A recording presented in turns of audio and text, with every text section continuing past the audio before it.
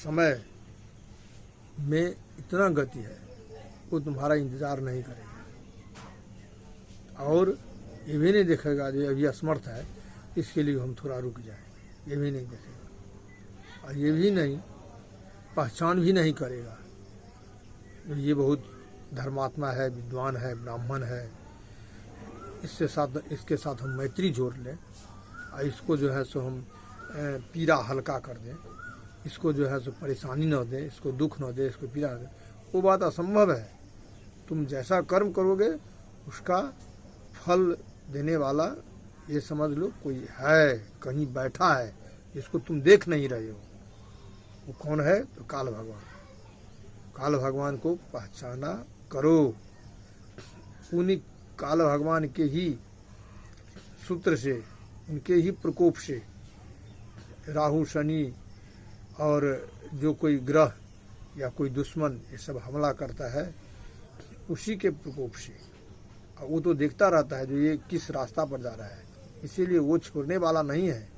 तुम समझता है जो हमको ये काल पुरुष छोड़ देगा, ये काल पुरुष के ही अंग में सारे ग्रह, तारा, नक्षत्र और जितने राशि, लग्न, मुहूर्त सब कुछ इसी में समाया हुआ है और सब काल भगवान है। वो उससे बाहर तुम कहाँ जा सकते हो? उससे बाहर तुमको पहुँचना असंभव है। यही रावण ने उसको पकड़ने की कोशिश किया, त्रेता को भी बांध दिया। ये त्रेता हम जो है सो त्रेता को बांध देंगे तो हम जिंदा रहेंगे। और बहुत ऐसे जगह का नवग्रह को बांध दिया, नवग्रह बंधा रहेगा तो हमको किसी प्रकार के ग्रह का ये प्रकोप से तो सर्वनाश होता है, हमको नहीं होगा। लेकिन क्या हुआ, सब ग्रह जो है सो बंधन से छूट गया और काल पुरुष को जो बांध करके रखा था वो भी छूट गया और रावण का क्या हुआ, सर्वनाश हो गया। तो उनको कौन, उनसे आगे कौन बढ़ सकता है, ये तो देखा करो और उसको पहचाना करो। और ये सब ज्योतिष चक्र में ज्योतिष का ढेर पुस्तक रख लेने से ज्योतिष, हम बड़का ज्योतिषज्ञ है, दैवज्ञ है, ये सब यूट्यूब पर, फेसबुक पर दिखाने से जो है सो नहीं हो जाता है। उसको मंथन करो, उसको मंथन करके तब उससे सारांश नहीं हो। जैसे दूध बहुत है, उस दूध में जो है सो उससे जो निकलता है छाली, जिसे घी मथा जाता है, वो छाली निकलता है, वो थोड़ा ही होता है। फिर उसको मंथन से जो मेवा निकलता तो थोड़ा ही होता है, फिर उससे मंथन करता है तब अंत में घी निकलता है। कितने प्रक्रिया के बाद में वो निकलता है, उसके बाद में कुछ नहीं निकलता है। वो उसको जो जलाता है तो जल जाता है, तो राखी मिलता है, कुछ नहीं मिलता है। तो यही है, मंथन किया करो, मंथन के बाद जो मिले उस पर अमल करो। और कितने महापुरुष यहाँ पैदा हुए, सब के सब चले गए, लेकिन वो छोड़ करके क्या गए, इतिहास, अपना इतिहास जो अच्छा छोड़ करके गए उसको अभी भी इतिहास में गुण गाता है, और जो गंदा इतिहास छोड़ कर गए उसको थूकता है, उसके नाम को थूकता है, उसके कीर्ति को थूकता है। फिर क्या समझते हो, तुम गंदा काम कर, तुमको नहीं थूकेगा, तुमको भी थूकेगा। इसीलिए आसुरी कर्म, आसुरी विद्या, आसुरी संस्कृति, आसुरी आचार विचार, आसुरी जो व्यवहार है, खान पीन वगैरह जितने जो है, आसुरी को छोड़ दो। अभी के समय में, मुगल के बादशाह के समय में भी जो है सो 95% मैंने रखिए, करीब 80% असुर संस्कृति ही था। वो बढ़ करके अंग्रेज के समय में हो गया 90, और वह बढ़ करके कांग्रेस के समय में हो गया 95, और वो अभी प्रतिशत घट करके आ गया है 60 पर। लेकिन अभी 60 पर आया है ना, उसमें भी जो है सो दोष जनता का ही है, क्योंकि जनता यदि चाहता हम इस दोष से मुक्त हो सकता है तो उसको अमल करता है। लेकिन जनता में तो यही है, जैसे अंग्रेज का था, फूट डालो शासन करो, वैसे ही अभी जो नेतागण जो है ना टहल रहा है, वही तुम्हें फूट डालने के लिए, जैसे देखो सब के सब क्या कहता है, ये जात ये कितने जात में बांट दिया है, और ओबीसी तो फलना तो चिलना, कितने जो है ये सवर्ण तो ये वर्ण वो वर्ण, बस यही है, दो ही वर्ण, एक गरीब वर्ण और एक अमीर वर्ण, दो ही वर्ण रहना चाहिए। हर जाति में दो ही है, गरीब अमीर। वो कहीं नहीं देखता है, ये देखता है जो ये वर्ण वो वर्ण 17 में बांट करके जो है सो ये देश को जो है भारतीय संस्कृति को खराब कर दिया है। ये किसी को हीन दृष्टि से हमारी संस्कृति नहीं देखता है, किसी को जो है सो पीड़ा देने का इस संस्कृति में नहीं है जो किसी को पीड़ा दे सकते हो।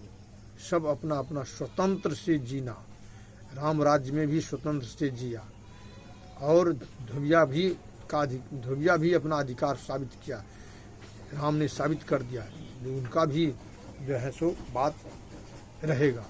सीता को त्याग दिया गया, ऐसे युधिष्ठिर के राज्य में भी ऐसे ही हुआ द्वापर में, और वही पृथ्वीराज चौहान के राज्य में भी हुआ कलयुग में, वही महाराणा प्रताप इत्यादि के राज्य में भी हुआ।